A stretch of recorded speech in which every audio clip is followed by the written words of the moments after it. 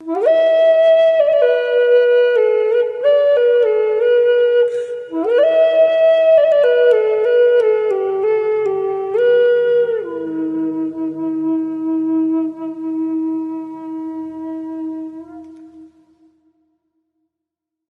to Inspirational Transformational TV show. Amy Whitney here today with my very special guest, Wolfe Starchild. Wolfe walked barefoot 1,000 kilometers along the Bruce Trail. During that time, he discovered the importance of being still, being silent, being in the moment. And with that knowledge, he's still creating the most incredible life. Wolfe works with children, he's a video producer, he works with the natural environment, he leads hikes, he has such an incredible respect, resonance, love for the natural environment that if you don't want to lick a tree when this interview is done, then you haven't quite got his point. Enjoy the show today.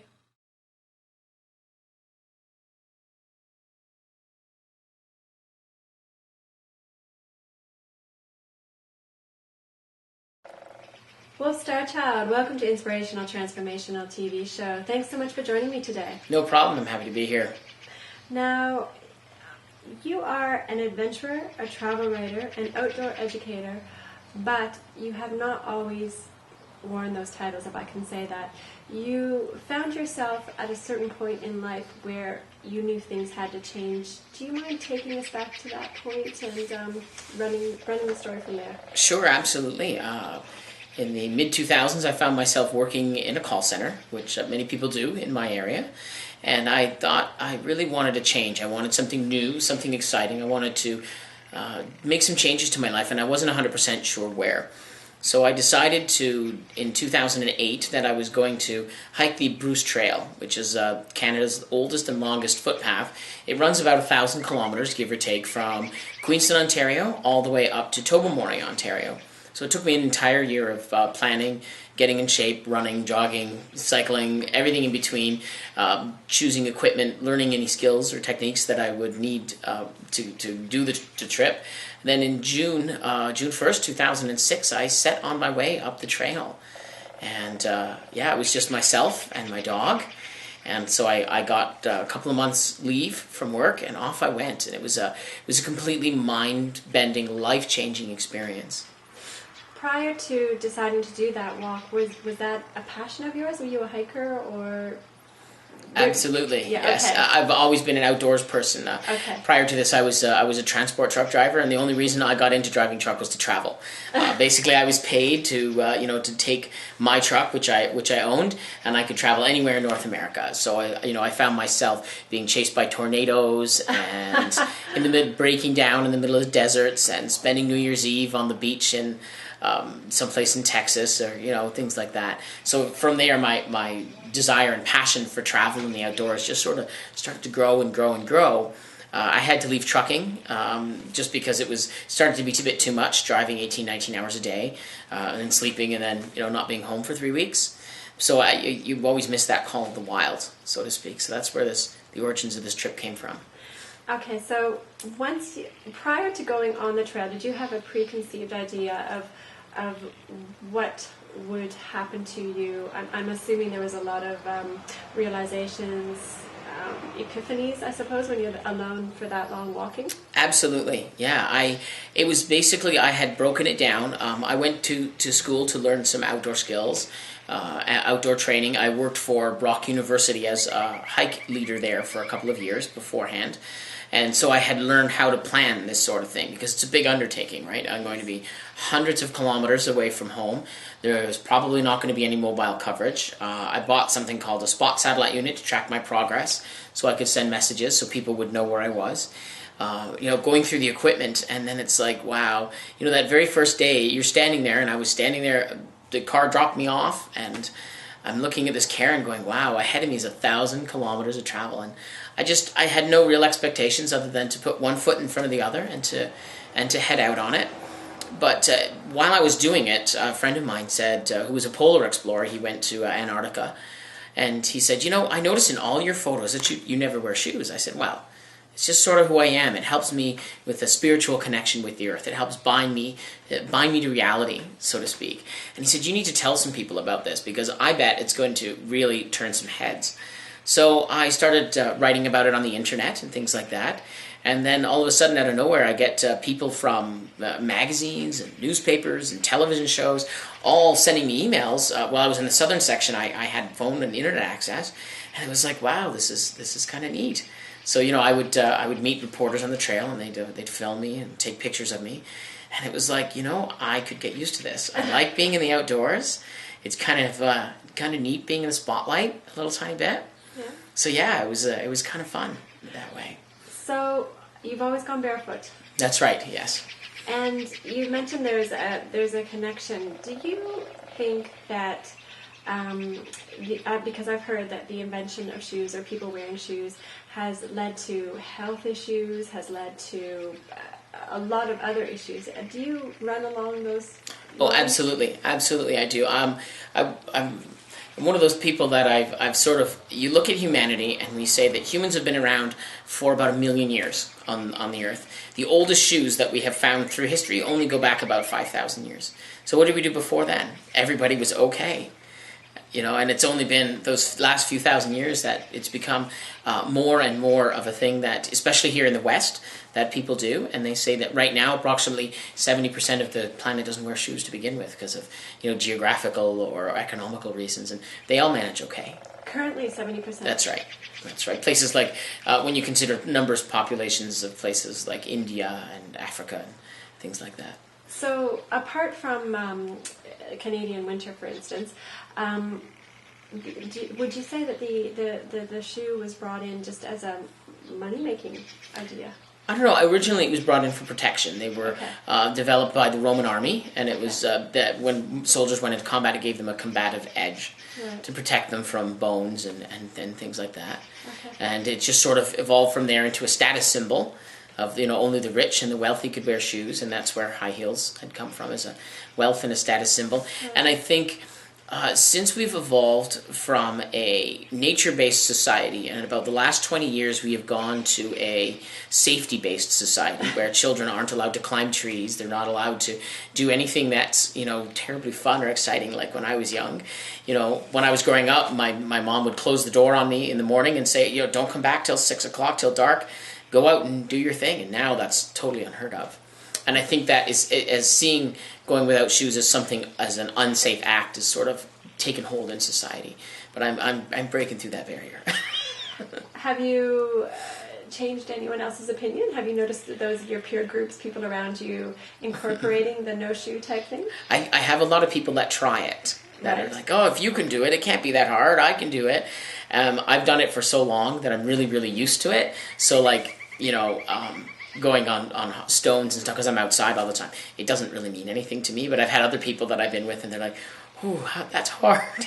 It's just, I guess, conditioning, like anything else. Okay, so take us back to the trail. Do you have any stories that stand out, or any experiences that were particularly moving, or highlights of that actual trek? Oh, absolutely. It's really hard when you do a trip for 4 months straight to try to pick out some of the best things, because every day was incredible. I mean, every day I would wake up in the woods with my dog. I'd pack up my tent and put one foot in front of the other and just travel. And I remember standing in Queenston, Ontario, and I would look out over Lake Ontario at the south side. So I was at the southernmost shore of Lake Ontario, and I could see Toronto. And I can remember one day looking out and being that exact same distance from Toronto, but on the other side of Toronto, thinking, I'm really moving. That's classic. And then I can remember one day hiking along and looking out and seeing another south shore. And I thought, well, that's obviously not Lake Ontario. So I pulled out my map book, and it's like, that's Georgian Bay. And then that was about the time, within a day or so, that somebody was coming to pick me up and deliver me supplies and stuff. And I said, they said it was like a 3-hour car drive, and you've been out, took me 3 hours to drive by car on the highway, and you've been taking these meandering trails for like a month. And it was like, wow, the distance that I traveled was amazing. And nature in itself, what I saw, was just spectacular. Did you feel a shift with your resonance when you were in nature? becoming more peaceful, more in tune with nature, like you would hear Absolutely. things better? Yeah. Absolutely. I try to try to relax and take my time. When my first couple of weeks on the trail, my view was to get the trail done. That was when my focus was to get from here to Tobermory in one piece, and that was it. And I basically trucked on through. But as time goes on, and you kind of realize the scope of what I decided I wanted to do, I started to slow down and slow down. And then it was by about the midpoint, it was like, I'm out here to enjoy myself. I will probably never do this again. I may go somewhere else in the world and not have ever access to this trail. I want to enjoy. And as soon as I slowed down, it seemed like the world changed. It was like I noticed more birds. And I would start to hear bird calls and say, I wonder what kind of bird that is, and sort of start to sit and look around and say, wow, there's that bird. And then I would recognize what the kind of bird it was, a chickadee or a cardinal or whatever. And then it would be even the same with trees and rocks and things like that. And it was kind of neat. What I did find was challenging was anytime that humans were involved in the trail, it made it challenging. Because they would take the trail off where the trail was, and it would run across like a dirt road. And dirt roads were exotically difficult to navigate without your shoes on, with big stones and things like that. Yeah. And when you returned, like when you left after 4 months and left your nature surroundings and returned to the city, or returned to, I guess I'll call it civilization, was that a bit startling to your senses? Absolutely. Yeah, it was. The one thing I noticed, that it was noisy and it really smelled compared to what I was used to. Having people around me, going to malls and stuff, it felt really strange. The wilderness was such a source of freedom for me. And I started thinking, people need to know about this. Like, I did this amazing trip that is basically right in the densest part of Canada, and no one knows it's there. Yes. Very, very few people I talk to are like, oh, I've heard of the Bruce Trail. Is that, is that in Canada? Is it Ontario? And it's like, wow, you don't know about this. That's amazing. So I took all my journals and things like that, and I started writing stories.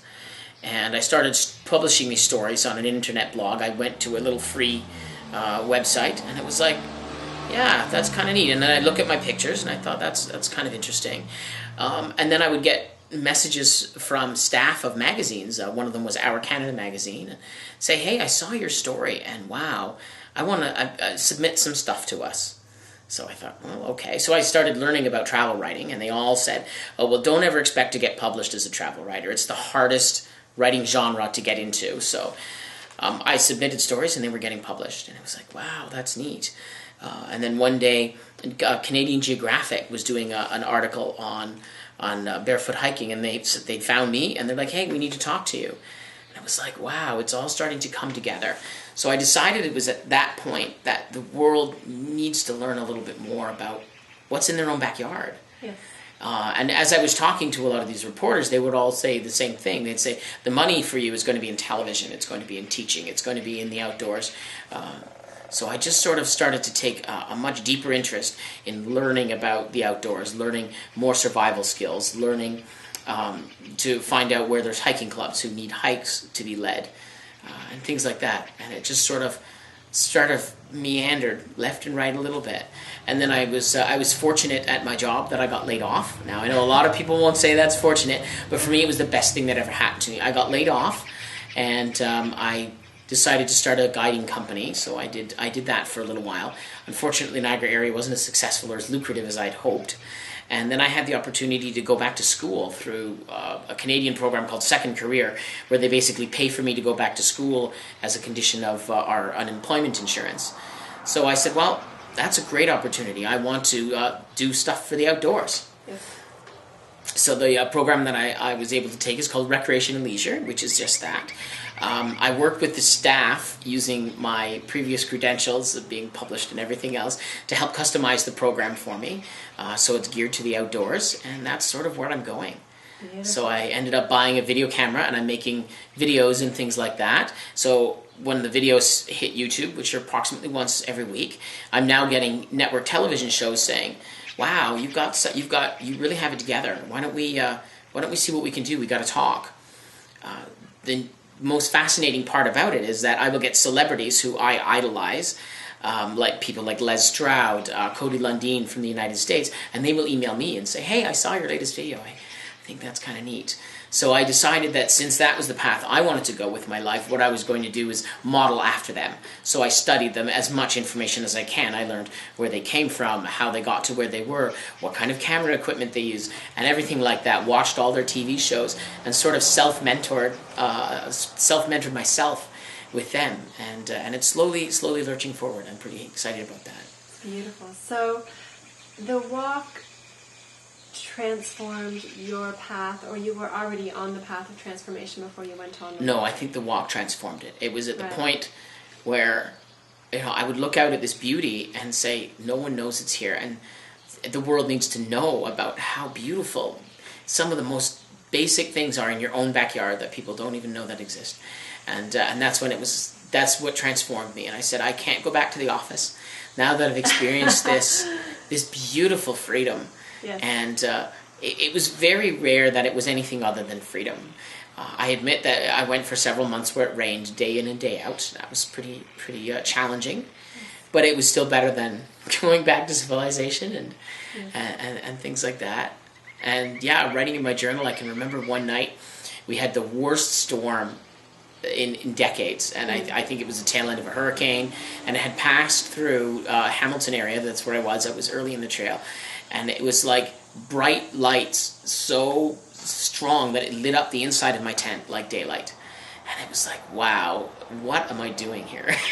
My dog needed to go out, so I unzipped the tent and she ran out. And I thought, I really don't want to chase you half naked through the woods. Please come back. She came back, and I could see that it was like brighter than daylight outside. And it was like, wow, that was the only time on the trail that I was ever to the point where I was almost scared. Yes. But it was also transformational in that it was that connection that I felt with the world at that point. It was just amazing. That's beautiful. And it was like, wow, there's so many people that go through their whole lives, they never experience this, and they need, maybe through me I can help people see what's out there. I don't know if you'll feel like you can answer this, but I've read that mental illness, depression, things like that, they're on the rise. But then when I hear you describe being connected to the earth the way you were, would you think that possibly things like depression, insomnia, would be on the rise because people are disconnected? Is that a fair question to ask you? Absolutely. Just going to adjust here. There we go. Absolutely, that's a fair question. Since I have been come back to civilization, and I've had to stay because of school, I've taken a keen interest in what's called nature deficit disorder. And that's a disorder where there's a few people in the community, influential individuals, who have gotten together and said there is a correlation between, it's a hypothesis, that there's a rise in things like asthma attacks, depression, mental illness, autism, all that sort of stuff, that it seemed to come about at the specific point where we said we don't need to be outside. Children aren't allowed to be dirty. Children aren't allowed to go without their shoes. They're not allowed to. We want to do our best so they don't go and get all banged up and things. And please, I'm not saying that I'm into allowing children to get injured, but children should have the right to go out and play. And being, battered about by nature is just sort of growing up, really. And so they've noticed this correlation, and they came up with a concept called nature deficit disorder. And I completely buy into this, and as part of my job for the organization I work for, is to teach children that it's okay to be dirty. It's okay to get the dirt on your face and the mud under your nails.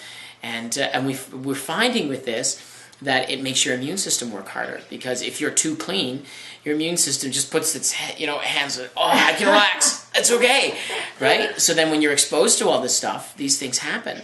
So we're finding that when we do studies in other countries of children that are allowed to go out, and they are like we used to be, where you were growing up and your mom would lock you out and say, "Don't come back, go get dirty, go to the creek and spend hours down there learning, watching water spiders and try to catch them and all that." That those children are healthier. They're finding that when they grow up and they're not constantly forced to wear shoes, that they don't have back problems, they don't have knee problems, hip problems, and it all sort of aligns up. So I think there's definitely something to be said that here in our Western culture, that we are definitely missing the outdoor component to our lives. And do you have procedure or a mission or a pathway that that you plan to reintroduce it to the Western world? Sure, absolutely. Through my film is how I find it. I was promoting a television series called In Your Own Backyard, and that was based on the Get to Know program, which is a program spearheaded by Les Stroud and Robert Bateman, where they said you need to get to know your neighborhood. And we went out and I did some film footage of saying, look what's just in the Niagara region. We have like 70 waterfalls here. Most of them are very small, but some of them are like Balls Falls or significant falls. You know, they're hidden all over the place in these little patches of nature that time has forgotten. So I take myself and I take my cameras out there and I say, look at this. You know, I go all to these places, and my whole point of this is not to say that I can do it and anybody else can't, but that anybody can go to these places and to see what's out there and to just admire the beauty that nature has to offer. There's just something kind of tribal and primal and mystical about being near a waterfall, and it touches a part of your soul that unless you're there and you can feel that the water spray and you can hear that rumble and that roar, it's hard to describe. It really is. That's beautiful. And you're now currently working with children. Do you see a difference, say, when a child first goes into your can I call it a camp? Yes, it's a camp. When they first enter to, you know, by the time when they leave the camp, do you see a freeing of a child? Yes, I do. Absolutely. I see they, for some things, I have to admit, I'm very strict when it comes to, like, archery, for example, because there's safety concerns. I don't want anybody getting shot. Yes. But I try to have the kids just loosen up and relax. And I can give you a perfect example. We were doing this game called Tree Agent, where you go to a tree and you look at the tree and you examine the tree, and then you say, what would this be perfect for? Whether it be an owl or a porcupine or a raccoon or any mythical creature that they wanted to make up. So I said, okay, you must be the tree. So I had all the children, then we went as a group and we said, okay, sell me your tree, tell me what. And they said, well, this is good for an owl and this and that. And I said, well, did you try the tree? Did you lick the tree? And they're like, lick? I said, no, lick the tree. And they're, you first. So I put my hands on the tree and I licked the bark, and everybody was like, that's so cool. I didn't know. And I said, oh, look, it was a pine tree. Look at the sap. You know, and they were like, well, how does it taste? I said, well, why don't you try? It was horrible.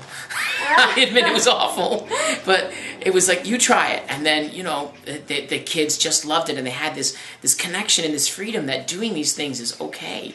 The next day I get hauled into a private meeting with my boss, and they said, we have some information that you've been allowing children to lick trees.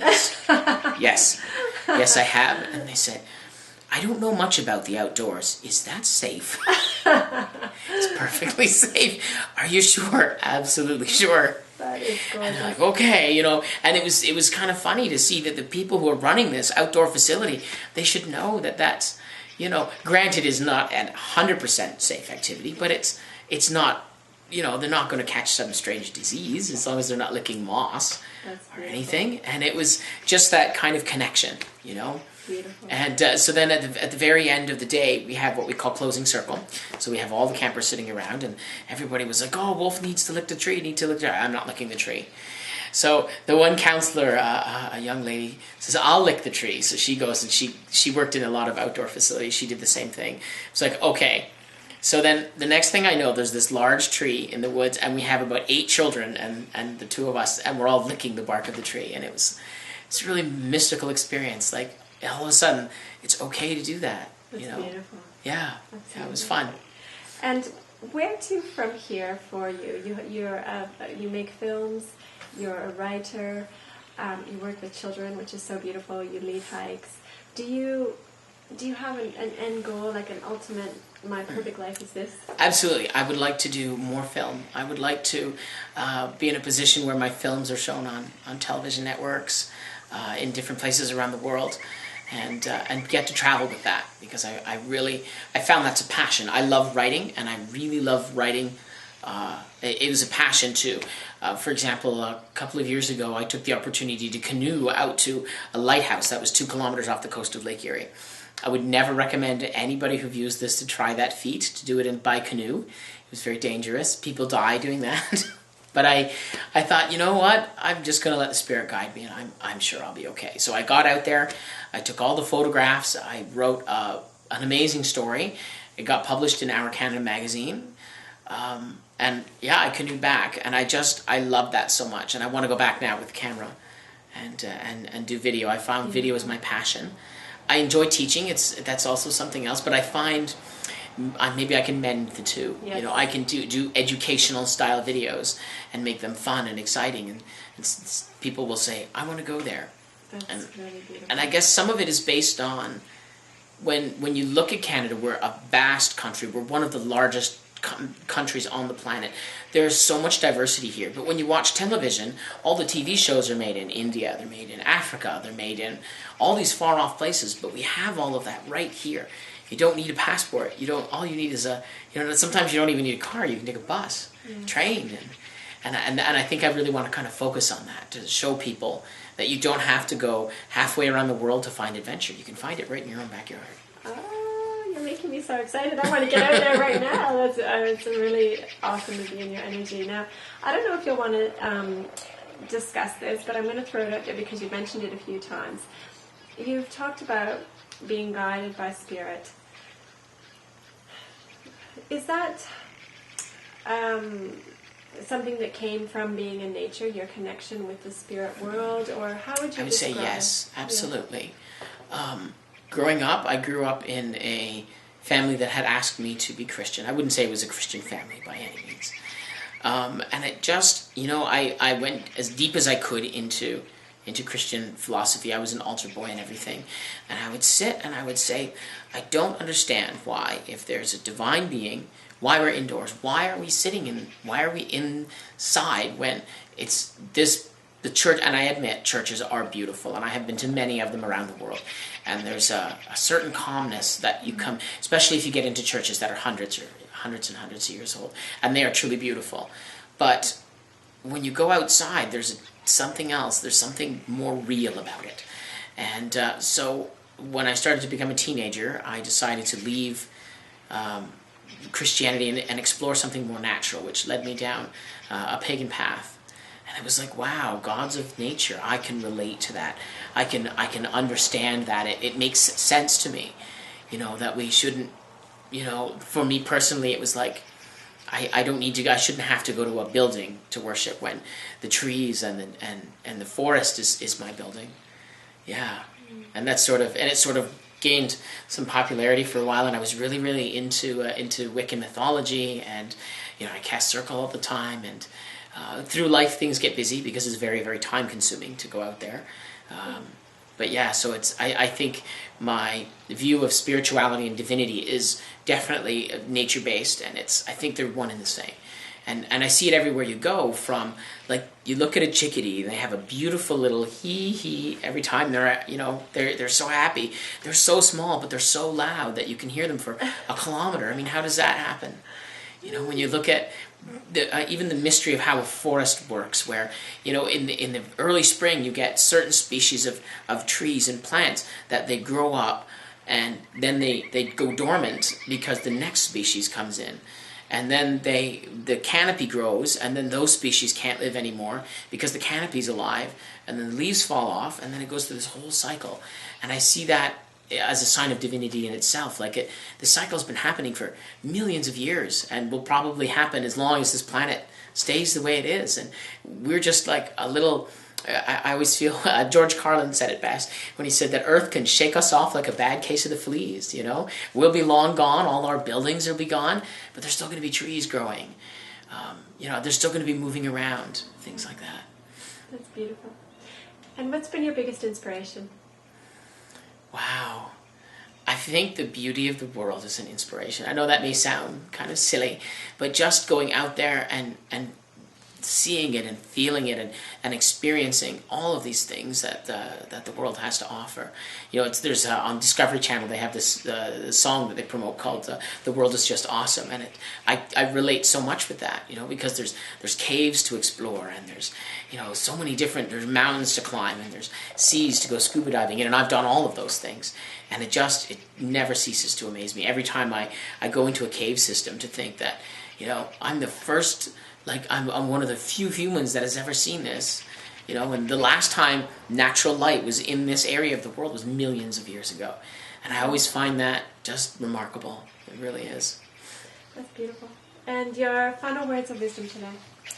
I think if you want to make changes to your life, that it's absolutely possible. You can be whatever you want to be. You just have to work at it the right way and just keep at it. And that's not giving up. Even though, right now I'm working like hours and hours and hours a week, so I don't get to write and film, but I'm still doing something I love. And as soon as this summer position ends, I'll be back to writing and filming. So you just have to keep at it, and it will happen eventually. It's not about the money, I think, is the big thing. It's about being happy. Yeah. Thank you so much. No problem. Thank you. Wolfe, thank you so much for this interview. It touched my heart. The connection that you have with your natural environment and the love that you have for it is palpable. It's so incredibly beautiful. The videos that you do, your educational website is vital. The information that you shared about nature deficit disorder, this needs to get out there, and I love the work you're doing with children. Everything you do, it flows from a place of love, and I appreciate it. I feel blessed to have met you, and I can't wait to keep watching your videos that you post. Much love and many blessings to you.